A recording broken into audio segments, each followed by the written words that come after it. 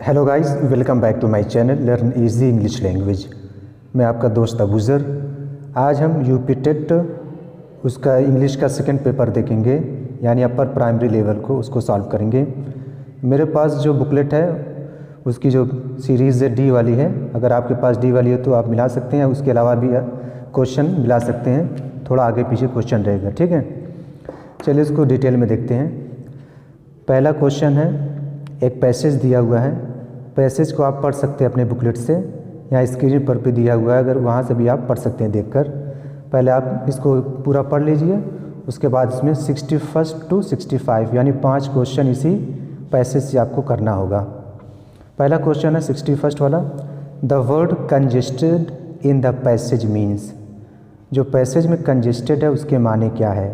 इस जो पैसेज दिया हुआ है उसमें कंजेस्टेड वर्ड जहाँ आप मिलेगा वहाँ क्या मीनिंग है। तो जो इसमें मीनिंग हो जाएगी, the place has no place. ये तीसरा वाला ऑप्शन सही हो जाएगा। ठीक है, यानी बहुत ही कंजेस्टेड जगह जो होती है, जो बहुत ज़्यादा तंग होती है, भरी हुई जगह, उसको बोलते हैं कंजेस्टेड। ठीक है, तो तीसरा वाला ऑप्शन सही हो जाएगा। 62 वाला देख लेते हैं, a helicopter can hover while an aeroplane can not according to the passage hover in the passage means. Hover की मीनिंग आपको बताना है, पैसेज में हावर की क्या माने हैं। हावर के असल माने होता है मंडराना, यानी कि हवा में कोई एक जगह मंडराना, उसको बोलते हैं हावर। तो इसमें जो मीनिंग हो जाएगी, फर्स्ट वाला ऑप्शन सही हो जाएगा, stay at one place in the air, यानी हवा में कोई एक जगह खड़ा रहना, उसको बोलते हैं हावर यानी मंडराना। हेलीकॉप्टर ये काम कर सकता है, जबकि जो एयरप्लेन यानी हवाई जहाज़ होता है वो ये काम नहीं कर सकता। ये इस पैसेज में इसको बताया गया है। इसी तरह 63 वाला देख लेते हैं, point out the grammatical category of the word perform in the passage. Passage में परफॉर्म वर्ड दिया हुआ होगा, उसको आपको बताना है ये परफॉर्म क्या है, नाउन है या हेल्पिंग वर्ब है या वर्ब है या एडवर्ब। तो जो हम देखते हैं तो वहाँ पे लिखा हुआ हेलीकॉप्टर्स कैन परफॉर्म एक्शन। ठीक है, तो परफॉर्म के माने प्रदर्शन करना, तो ये वर्ब हो जाएगा। तो तीसरा वाला ऑप्शन सही हो जाएगा, वर्ब। ठीक है, 64 वाला देख लेते हैं, why is a helicopter used as an ambulance, यानी हेलीकॉप्टर को एम्बुलेंस की तरह क्यों इस्तेमाल किया जाता है। तो इसमें 4 ऑप्शन दिए हुए हैं, its movement can be manoeuvred easily, it can fire flight, it crosses all difficulties of traffic, it reaches the inaccessible place easily. तो जो इसमें ऑप्शन रहेगा तीसरा वाला ऑप्शन सही हो जाएगा, it crosses all difficulties of traffic, यानी ट्रैफिक की जितनी भी परेशानियां होती है उसको ये क्रॉस कर लेता है। अगर एम्बुलेंस जाएगी तो अगर ट्रैफिक रहेगी बहुत मुश्किल से वो जा पाएगी, जब हेलीकॉप्टर रहेगा किसी भी पेशेंट को वहाँ से ले जा सकता है आसानी से। तो तीसरा वाला ऑप्शन सही है। हो सकता है आंसर की आए तो तीसरे की जगह चौथा भी हो सकता है। ठीक है, आगे देखते हैं 65 वाला, point out the grammatical category of the underline word very in the above passage.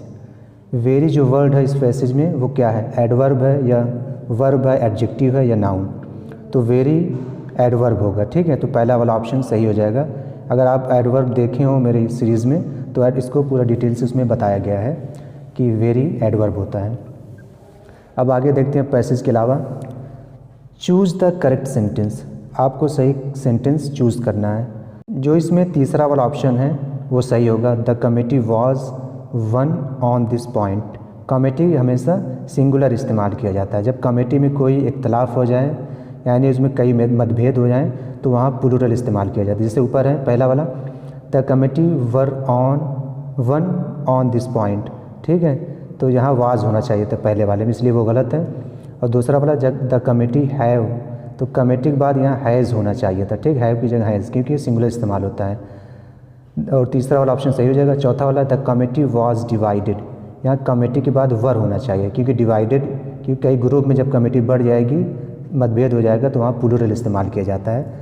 तो इसलिए यहाँ वाज की जगह वर होना चाहिए था। तो तीसरा वाला ऑप्शन सही है, the committee was one on this point. ठीक, कमेटी हमेशा सिंगुलर इस्तेमाल किया जाता है, और जब उसमें मतभेद हो जाएगा कमेटी में तो वहाँ प्लूरल इस्तेमाल किया जाएगा। 67 वाला देखते हैं, which of the following is an example of simile. Simile का एग्जाम्पल कौन सा है। तो पहला वाला एग्जाम्पल हो जाएगा सिमिली का, I wanted lonely as a cloud. हमें मालूम है सिमिली में एज का इस्तेमाल किया जाता है कंपैरिजन के लिए, ठीक है। अगर आपने फिगर ऑफ स्पीच नहीं देखी है तो आप जाकर प्ले लिस्ट में देख सकते हैं, ठीक है, वहाँ पर इस चीज़ को बताया गया है। 68 वाला देख लेते हैं, change the following sentence into active voice. The visitors were shown the new born by the women, ठीक है, इसको आपको एक्टिव वॉइस में चेंज करना है। तो ये जो ऑप्शन हो जाएगा चौथा वाला वो सही हो जाएगा, the women showed the visitors the new born. ये पास्ट इंडिफिनिट में है, और जो पास्ट इंडिफिनिट की हेल्पिंग वर्ब होती है वाज और वर होती है। तो पैसिव वॉइस में जो दिया हुआ द विजिटर वर शोन, ये क्या है, पास्ट इंडिफिनिट की पैसिव वॉइस है। और जो चौथा वाला ऑप्शन है क्या है, एक्टिव वॉइस है पास्ट इंडिफिनिट का, the women showed the visitors to the newborn, ठीक है, चौथा ऑप्शन सही हो जाएगा। 69 वाला देखते हैं, select the antonym for the word adverse. Adverse की एंटोनिम आपको बताना है, ठीक है, यानी उसकी उल्टी मीनिंग। तो एडवर्स का जो अपोजिट मीनिंग होगी वो फ्रेंडली, एडवर्स की फ्रेंडली अपोजिट मीनिंग हो जाएगा, तो तीसरा ऑप्शन सही हो जाएगा। आगे देखते हैं, fill in the blank with correct word to complete the proverb. एक प्रोवर्ब दिया हुआ उसको आपको पूरा करना है, यानी एक मुहावरा है, blood is thicker than water. Blood यानी खून क्या होता है, थिकर यानी मोटा होता है, गाढ़ा होता है, देन वाटर पानी से। ये एक मुहावरा है जिसको हम इस तरह तर्जुमा करते हैं, अपना अपना होता है और पराया पराया होता है, इसीलिए कहते हैं blood is thicker than water. तो इसमें तीसरा वाला ऑप्शन सही हो जाएगा। 71 वाला देखते हैं, give one word substitution for the scientific study of insects. यानी जो इंसेक्ट्स होते हैं कीड़े मकोड़े, तो उनकी जो स्टडी होती है साइंटिफिक, उसको क्या बोलते हैं, उसको हम बोलते हैं एंटोमोलॉजी। तो तीसरा वाला ऑप्शन सही हो जाएगा एंटोमोलॉजी, ठीक है। नेक्स्ट क्वेश्चन है, point out the correct direct speech of the following. I asked why he was looking through the keyhole, ठीक है, इसको आपको चेंज करना है डायरेक्ट स्पीच में, ठीक है। तो चौथा वाला ऑप्शन सही हो जाएगा, why are you looking through the keyhole I said, ये वाला ऑप्शन सही हो जाएगा। अगर आप डायरेक्ट इनडायरेक्ट स्पीच नहीं बनाना जानते हैं तो आप प्ले लिस्ट में जाकर देख लेंगे, वहाँ ये सब चीज़ें बताई गई है, ठीक है, बहुत आसान क्वेश्चन आए थे। आगे देखते हैं 73 वाला, put the verbs in bracket into the correct present tense. एक सेंटेंस दिया हुआ है, आपको वो प्रेजेंट टेंस में आपको वो जो ब्रैकेट में वर्ड दिया उसको बनाना है। My daughter never write to me so I never know what she do. जो ब्रैकेट में लिखा हुआ राइट, इसी तरह नो लिखा हुआ, इसी तरह डू, उसको प्रेजेंट टेंस में करना है सही से, ठीक है। तो जो ऑप्शन हो जाएगा देखते हैं कौन सा सही होता है। तो चौथा वाला ऑप्शन सही हो जाएगा, माई डॉटर नेवर राइट्स, ठीक है, नेवर राइट्स। माई डॉटर ये सिंगुलर है, तो राइट का जो राइट के साथ हम यस या यस लगाते हैं प्रेजेंट इंडेफिनिट में, तो राइट की जगह हो जाएगा writes. To me so I never know, know का नो ही रहेगा क्योंकि आई के साथ नो लगता है, ठीक है, ये ना कि अगर ही रहता तो ही के साथ नोज हो जाता, तो आई के साथ नो ही रहेगा। What she do, what she do की जगह यहाँ क्या हो जाएगा, वाट शी इज़ डूइंग, ठीक है, ये प्रेजेंट टेंस में है, तो चौथा वाला ऑप्शन सही हो जाएगा और बाकी सब गलत हो जाएगा। 74 वाला देखते हैं, pick out the correct synonym of the word cantankerous. Cantankerous का सिनोनिम यानी पर्यायवाची आपको बताना है। कैंटनक्रस का कवरलसम हो जाएगा, तीसरा वाला ऑप्शन सही हो जाएगा, यानी झगड़ालू जिसको कहते हैं, कवरलसम यानी झगड़ालू, तीसरा ऑप्शन सही हो जाएगा। 75 वाला देखते हैं, pick out the sentence that has an demonstrative adjective in it. आपको एक सेंटेंस बताना है जिसमें क्या डेमोन्स्ट्रेटिव एडजेक्टिव दिया हुआ होगा, तो इसमें जो तीसरा वाला ऑप्शन है वो सही हो जाएगा। This kind of question is often asked in examination, यानी इस तरह के जो सवालात हैं अक्सर एग्जामिनेशन में पूछे जाते हैं, ठीक है। तो दिस काइंड, ये दिस जो वर्ड है ये क्या है, ये डेमोन्स्ट्रेटिव एडजेक्टिव है। ये एडजेक्टिव वाले पार्ट्स में मैंने आप सबको बताया था कि डेमोन्स्ट्रेटिव एडजेक्टिव क्या होता है, तीसरा ऑप्शन सही हो जाएगा। 76 वाला देखते हैं, to chew the cut correctly means. To chew the cut की मीनिंग आपको बताना है, ये एक फ्रेज़ है, तो इसकी मीनिंग होंगे टू मेडिटेट, यानी मंथन करना, चिंतन करना, यानी विचार करना, गौर फिक्र करना, उसके माने में आता है टू च्यू द कट यानी टू मेडिटेट। 70 वाला देखते हैं, complete the following sentence with the most appropriate choice. आपको खाली ब्लैंकेट भरना है। He was very much ashamed of his mischief. Ashamed के साथ हमेशा ऑफ का इस्तेमाल होता है, तो यहाँ तीसरा वाला ऑप्शन सही हो जाएगा, यानी वो अपनी शरारत पर बहुत ज़्यादा क्या हुआ, एशेम्ड यानी शर्मिंदा हुआ। तीसरा ऑप्शन सही है। 78 वाला देखते हैं, complete the following sentence with appropriate choice. इसमें भी आपको एक ऑप्शन बनना है, तो इसमें जो ऑप्शन रहेगा तीसरा वाला सही हो जाएगा। हैड स्टूड फर्स्ट, काश की वो फर्स्ट आता यानी प्रथम आता, he would have gone to America, वो अमेरिका जाता। ठीक है, यहाँ हैड इस्तेमाल होगा ना कि इफ़ इस्तेमाल होगा। ठीक है, तीसरा ऑप्शन सही हो जाएगा। Fill in the blank of the sword and pen, द खाली जगह उसके बाद दिया हुआ इज़ मोर पावरफुल, यानी जो स्वर्ड तलवार और पेन दोनों में से कौन ज़्यादा ताकतवर है, तो इसमें जो रहेगा चौथा वाला ऑप्शन सही हो जाएगा, लेटर वन। यानी लेटर कहते हैं बाद वाले को, यानी ऑफ स्वर्ड जो तलवार है एंड पेन और जो कलम है द लेटर बाद वाला इज़ मोर पावरफुल बहुत ज़्यादा ताकतवर है, तो चौथा ऑप्शन सही हो जाएगा। Which prefix can be use with the following words, कौन सी प्रीफिक्स इसमें इस्तेमाल होगी। 4 वर्ड दिया हुआ है, बिहेव दिया हुआ है, गाइड दिया हुआ है, यूज़। इसके साथ जो हम इस्तेमाल करेंगे मिस बिहेव, मिस गाइड करना, मिस यूज़ करना। ठीक है, तो इसके साथ चौथा वाला ऑप्शन सही हो जाएगा। नेक्स्ट देखते हैं 81 वाला। एक दिया हुआ पैसेज आप उसको पढ़ सकते हैं, आपके सामने है। उसमें से 81 से 85 क्वेश्चन आपको हल करना है। 5 क्वेश्चन मैं आपको बता दे रहा हूँ। पहला क्वेश्चन दिया हुआ है, what is the total time spend by the elderly lady in writing a post card, यानी जो एल्डरली लेडी थी वो पोस्ट कार्ड लिखने में उसको कितना टाइम खर्च हुआ। तो जब आप इसको पैसेज को डिटेल में पढ़ेंगे तो आपको मालूम पड़ेगा सिर्फ 3 मिनट लगे थे। ठीक है, और बाकी टाइम पास कर रही थी, तो पहला वाला ऑप्शन सही हो जाएगा 3 मिनट्स। 82 वाला देखते हैं, what happens when the time to be spent on some work increase, तो इसका जो ऑप्शन हो जाएगा, इसका जो ऑप्शन रहेगा वो चौथा वाला सही हो जाएगा। The work consumes all the time, यानी जो काम रहता है वो कंज्यूम्स ख़त्म कर देता है पूरे वक्त को, यानी पूरा वक्त टाइम उसी में काम में लग जाता है, तो 82 का चौथा सही हो जाएगा। नेक्स्ट देखते हैं 83 वाला, what does the expression pillar box stand for, pillar box के क्या माने हैं इस पैसेज में। पिलर बॉक्स हमें मालूम है पोस्ट बॉक्स को कहते हैं, लेकिन अमेरिका वगैरह में जो एक पिलर होता है, पिलर पे वो डब्बा लगा होता है, उसको बोलते हैं पिलर बॉक्स। तो इसमें जो ऑप्शन रहेगा, अ पिलर टाइप पोस्ट बॉक्स ये भी हो सकता है, या अ बॉक्स इन द पिलर, तीसरा वाला भी, दोनों में से कोई हो सकता है।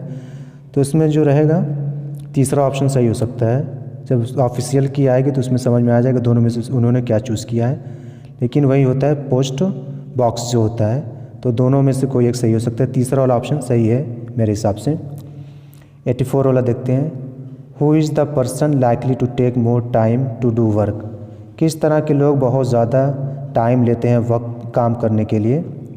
अ बिजी मैन, ये तो नहीं ले सकता। एग्जॉस्टेड पर्सन यानी थका हुआ शख्स, एंड एल्डरली पर्सन, इससे जो पैसे इसमें एल्डरली पर्सन के बारे में बात हुई है, यानी वहाँ पर लेडी थी कोई, उसने बहुत ज़्यादा वक्त ले लिया था। चौथा ऑप्शन है अ मैन ऑफ लेज़र, यानी एक ऐसा शख्स जिसके पास बहुत ज़्यादा टाइम हो, वो किसी भी काम को करने के लिए काफ़ी वक्त ले सकता है। तो जो इसमें ऑप्शन रहेगा चौथा वाला सही हो जाएगा, अ मैन ऑफ लेज़र, यानी फुर्सत का आदमी, उसके पास बहुत ज़्यादा टाइम है, इसलिए चौथा वाला ऑप्शन सही हो जाएगा।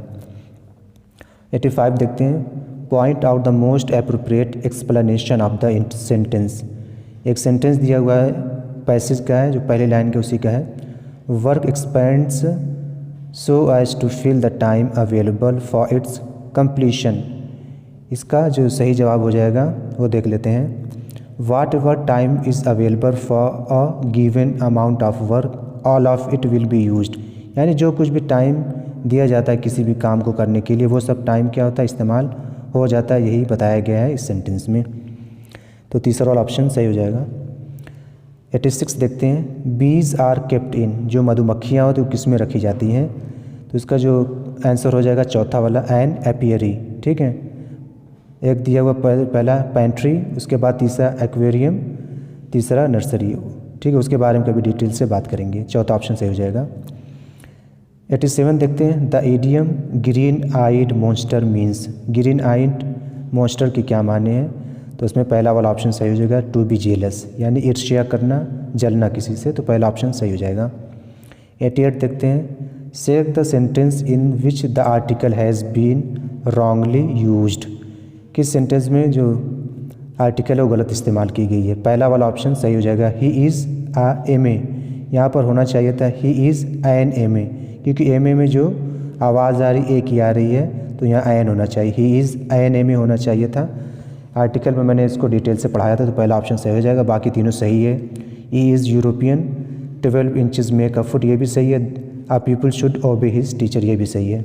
तो पहला वाला ऑप्शन सही हो जाएगा क्योंकि वो गलत दिया हुआ है।